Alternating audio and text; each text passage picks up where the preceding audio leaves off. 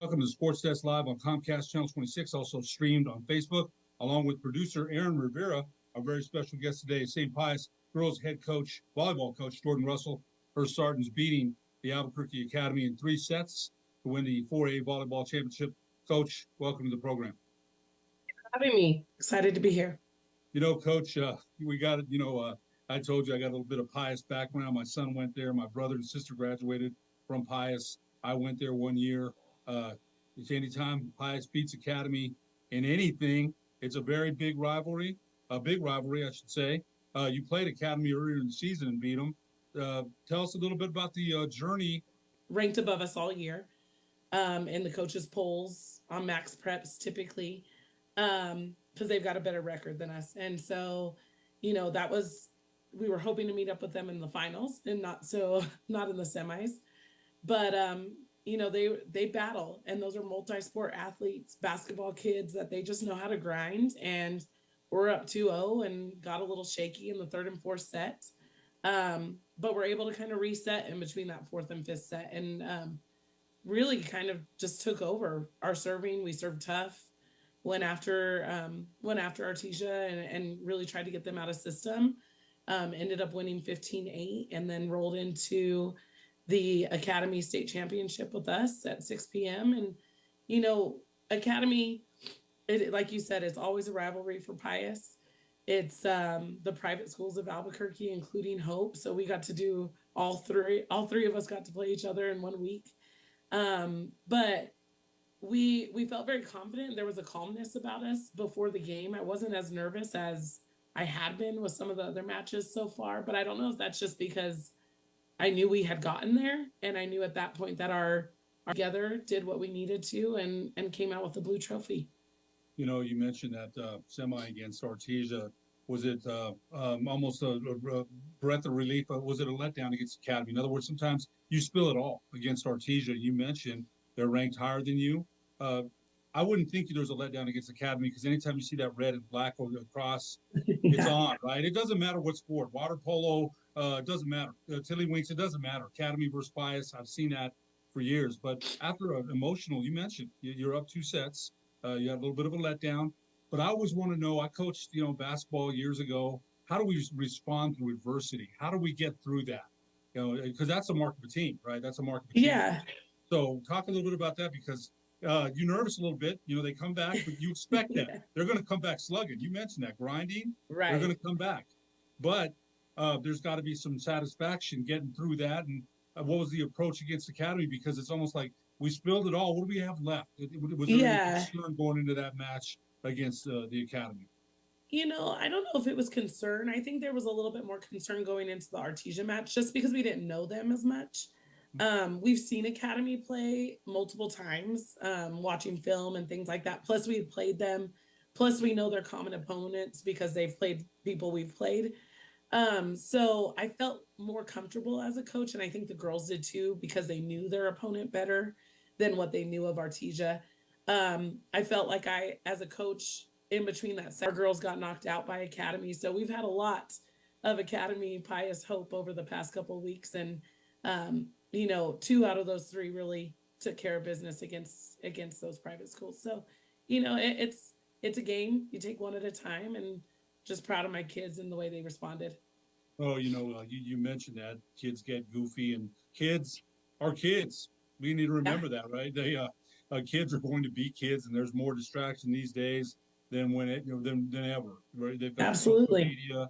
They've got a lot of different things that you didn't have, and certainly I didn't have. I was much older than you, and we didn't have that. I was telling somebody yesterday there used to be rotary phones, and he looked at me like, "What?"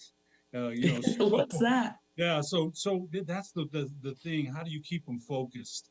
It's hard because there's distractions. There's mom and dad, grandparents there. Everybody's there, and I've been out of Pius. I've told you that. I've seen the support your program gets. It gets a lot, but how do you keep them focused within those distractions and keep them focused here? Because you mentioned they are young ladies, and just like any young kids, that fool. I used to tell my son, your frontal lobe of your brain still ain't developed yet, son. Right. We joke about that. So how did you keep them focused and grinding? Because you came out the championship, the most important thing. Yeah, and our biggest thing, our motto was Lions mentality. So we talked about, the lion is not the biggest out there, and once they're in pious time, we're pretty locked in, and we've kept that, and it seems to really work for us. So that's big. Important, that circle. That circle's important. I've Yeah, seen it, I've seen it a million, I've been involved with athletics a long time. And that circle, and not many people can penetrate. It's a team circle. And I think that's a good idea. You had that suite up there and the phones and the Snapchat. I don't even know what some of that stuff is. I oh don't. my goodness. I'm not on Instagram or anything like that. Facebook's bad enough, which is an addiction in itself. But Right. right? You have to get them away from those things and focus. What's our mission? What's our goal? I wanted to talk to you a little bit about your career. You started at St. Pius as an assistant to Coach Fairchild in 2014. You were part of that staff that won the 2016 5A state title, and then you took over as head coach. You got your 100th victory this season in October. What did that I mean? did. What did that mean? It's crazy, to be honest.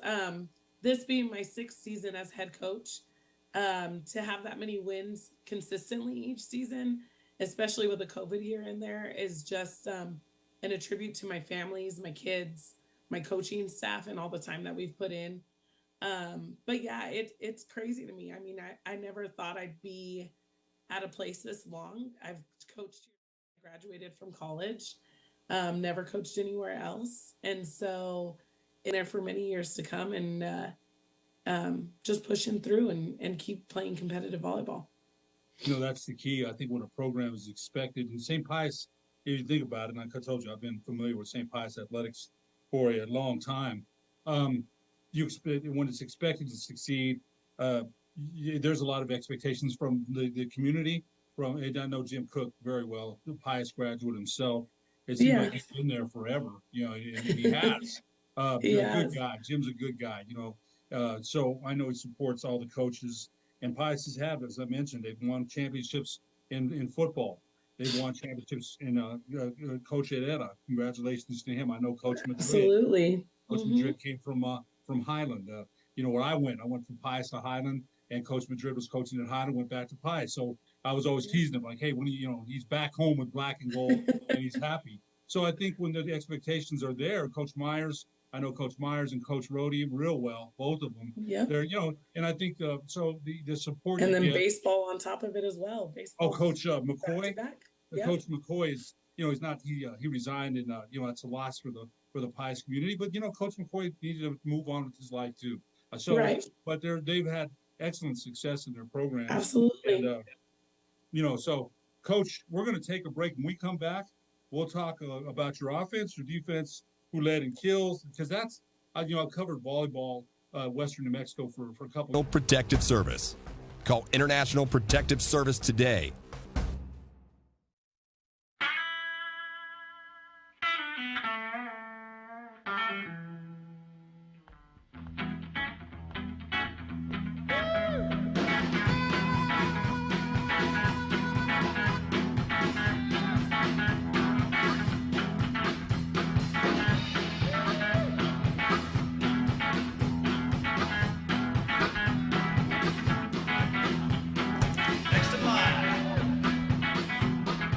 Rudy's is a proud supporter of ProView Networks.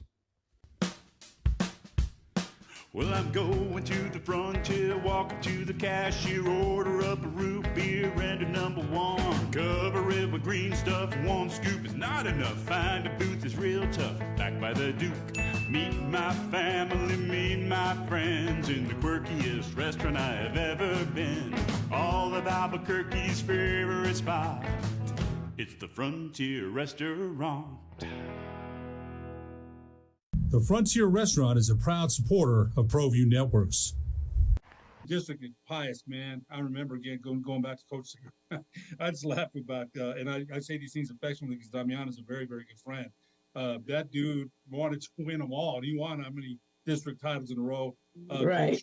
Coach Rhodey, man, God, she's another one. She's really competitive. I'm close to both of them, and she hates losing too. Who likes losing? Nobody does.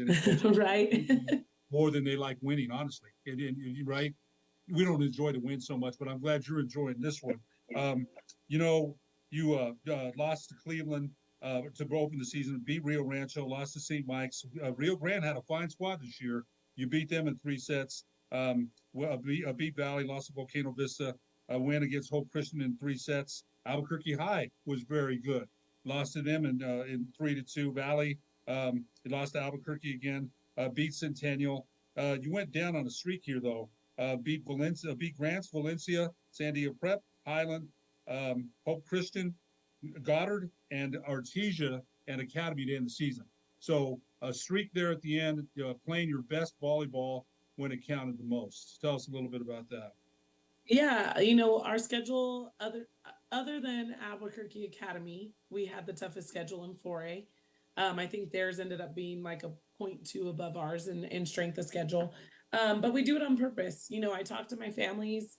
My goal obviously is to win a state championship every year, but the ultimate goal is that my kids play good competitive volleyball. If we wanted to, have an undefeated schedule and things like that, we would schedule differently. But the point of it is that we're playing volleyball. Our only losses are 2 5A teams, and then to St. Mike's, the reigning state champions and state champions this year for competition.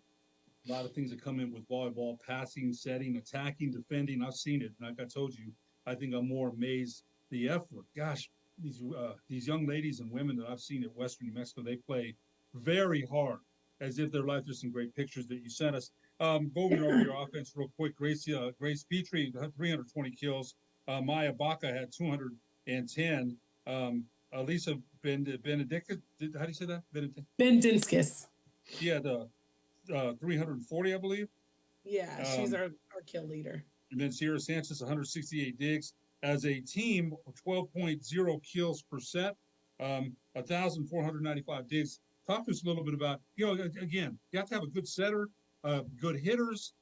We have a hitter at Western Mexico. She hasn't gotten it all together, the jump, the timing, the swing. Once she does, she's going to be dynamite. But talk a little bit about your offense, as we just mentioned it. It's a very impressive 1,031 kills on the season. Tell us a little bit about that. Yeah, we're led by Gracie Petrie and Alyssa Bendinskis. Alyssa Bendinskis is our kill leader. She's only our sophomore. Yeah, sophomore. She's only a sophomore. Yeah. Gracie Petrie being a senior, so we will definitely need to fill her role next year. But those 2 kids were great for us. Alyssa is small but mighty, and she's got a cannon of an arm. She jumps well. So she, and her touch on the ball is just so tricky. She tends to, chop shot a lot, tip, roll, and then she'll blast you in the chest because she's got you moved up a little bit. So she's definitely an asset for us. She was also my kill leader as a freshman last year. So her career here is outstanding. So excited to be able to have her for another 2 years. Speaking on Gracie Petrie, my senior, she is one of a kind. She is loud and proud and a leader and all of those things. She cracks me up. But she has played 3 different positions for me every year. She's played varsity. She was our middle last year, played right side the year before, and then talked to me early in the events and ball control. And you can see that's led by Maya Perea, my sophomore libero. She was an all-state libero as a freshman, first team. And goodness gracious, she's exceptional. And she leads the way in the back row area and what we're doing. But I've been very blessed with great kids. I've got 3 senior DSs that share time that are wonderful and did a great job for us. I've got a junior DS who will be back next year, and a sophomore and an 8th grade setter that'll be back next year as well. So you mentioned DS, you're talking about defensive specialists. Yes, sir. Right. And, Coach, I've seen that, how important, gosh, man, pancake digs, diving, man, I think, I'm a basketball guy, right? Coach basketball played, but whatever season's in season and when volleyball's in season, I just enjoy the heck out of it. There's some more great pictures, but when you mentioned DSs, how important are those defensive specialists, especially in the back row?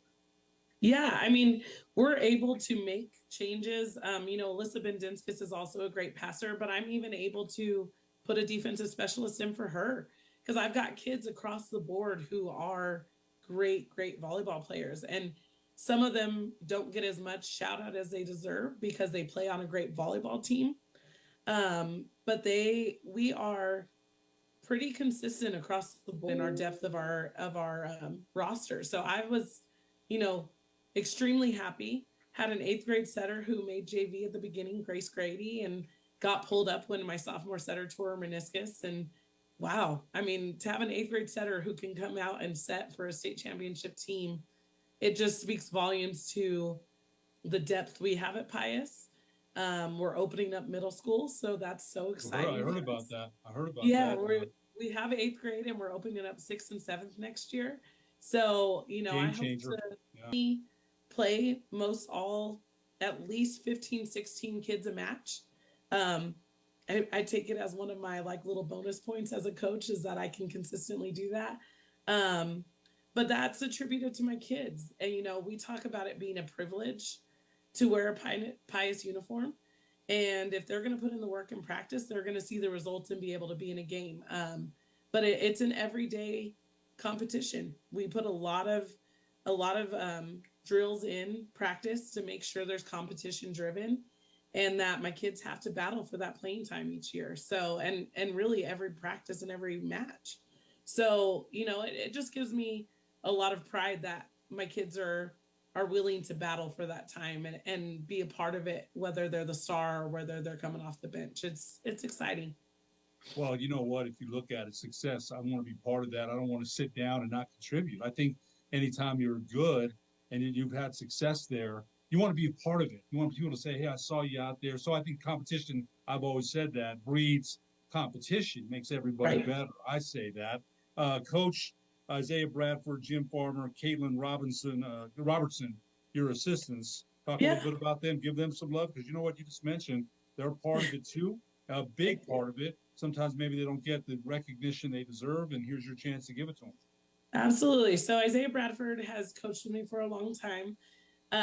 He's also my significant other, which we tend not to let everybody see all the time. But man, he has put in so much time. We have a 6-year-old, and as you see there in one of the pictures playing, but he gives the time to the program that allows me to still be mom and allows me to be the leader of the program. But as far as conditioning, training, all of those things, he's the guy. I can't speak highly of him enough. We've been very successful, and he's a big, if not the biggest piece of our success. So truly happy for that. Jim Farmer and Caitlin Robertson, being able to take our littles, our C team and 8th graders, and start that process of our expectations so when they get to the varsity level, they're ready to go. I can't speak highly enough. Our kids know that this is a family, this is a tradition, that we love them, and that at the end of the day, volleyball is great, but it is most important that they're good people and that they're doing well academically and that their families are taken care of and that they know that this is something special, but it's not the end all be all of who they are. And so we're trying to create that whole athlete process at Pius Volleyball. No, I understand that. You're right. It's not the be all end all. You're absolutely right. There is life after volleyball. There is life after high school athletics. Some will be lucky to play at the collegiate level. Most will not.